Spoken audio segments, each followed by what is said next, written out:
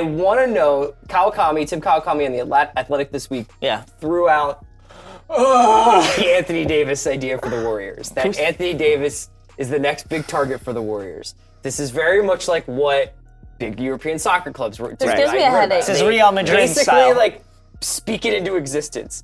But the AD thing, adding another huge player like this would necessitate the breakup of the Warriors as we have known them in this title-winning run. This for sure. Steph, Clay, Draymond, Iguodala, yes, but Iguodala's on the back nine of his career. But that Clay, Draymond thing, do you think that is possible? Do you think that if you're the Warriors, are you like, we're just gonna keep riding this until it sputters out down the line, whether it's disease of more or just injuries or people getting bored with playing this much every year? Or do you think Bob Myers is like, we have to refresh the mix here? Keep changing parts is what you're saying, Yeah. like one by one. Right. I have two things to say here.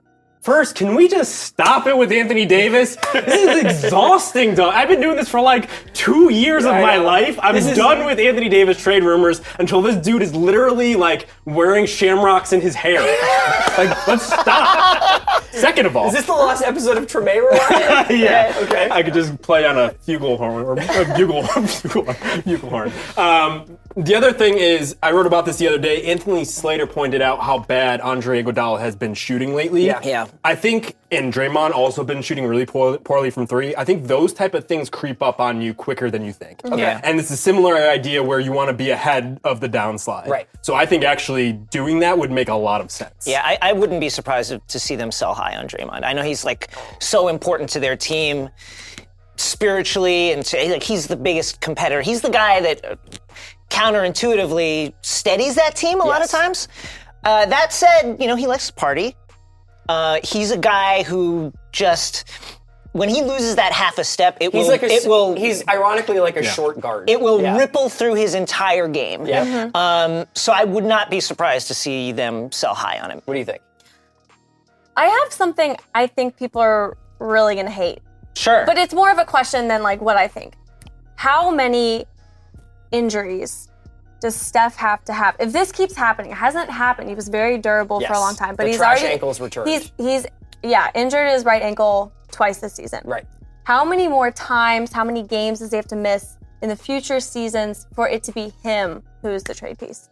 I would say that Steph is the Warriors to me. Yes. Yeah. And Kurt has said as much, that everything that makes the Warriors, particularly, they're a great team. What makes them special is the way that Steph makes them play. Yeah, I agree. And this rise of this franchise, and they're basically probably for a generation of fans becoming the new Lakers. The way that we think about the Lakers and the Celtics is the way kids think about the Warriors now. I just don't think you can separate them from it. I think that's they're like hanging separating. on to I think that's bird or Derrick magic Rose with the style. Yeah, Lakers. as Michael Jordan once said, the ceiling is the roof, and I think that Steph is the ceiling for that team. Like they live under the space that he creates. Yes.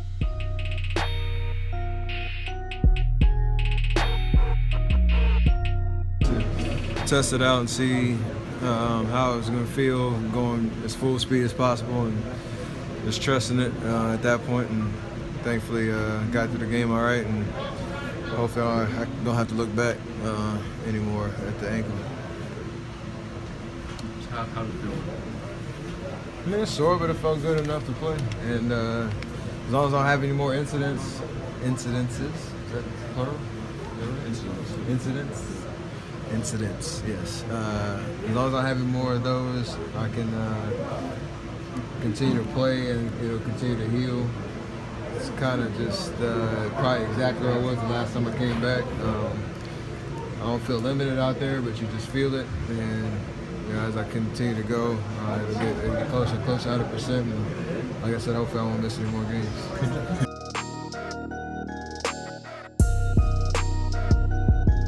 Seemed pretty frustrated about some late game officiating, especially considering how hard you guys had played to get back in it. I mean, how tough is that to sort of look back on after a game like this? I mean, it's frustrating,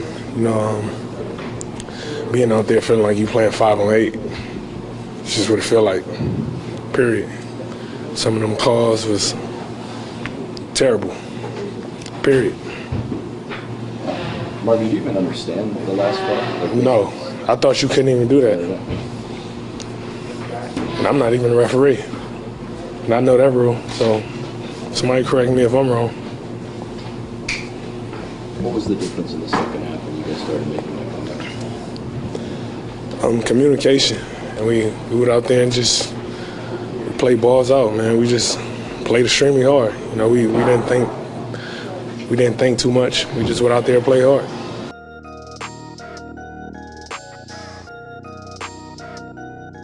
More funner atmospheres in the league. Don't give Drake that much credit. Not give him that much credit. He's not the reason why it was fun out there tonight. But he does bring a different element to the game. Someone that was so close to the organization and to the city. Everybody realizes it when you play here in Toronto. So it was a fun game. The crowd was always amazing here. I'm glad it was a solid turnout, and glad we got the W. When you missed that dunk, yeah. He's talking about that's trash. Yeah, I hated missing that one because I had to ignore him because I heard him talking some trash to me on the sideline. But I made up for it the next play. I think they just tatted up.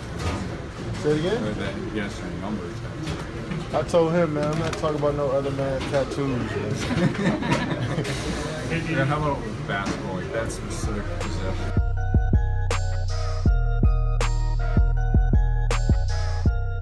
How was it decided late that you guys would go to that kind of pick and roll with you and Steph? Was that in like a timeout hut? No, it was just kind of the flow of the game. Me and Steph felt like that was a mismatch. You know, they had Van Fleet out there, so we knew they wasn't just going to switch. They'd probably put two on the ball. Ready to get free. You guys don't go to it that much, but when you do, are you like, I wish we could go to it a little bit more? Yeah, I mean, because we don't want to be too predictable out there. You know, we want to involve everyone because we can get a solid shot every time down when we do that, but you know we don't want to have to rely on that. So it's good to kind of have it in our back pockets, and I'm glad it worked for us tonight. Yeah, when Drake is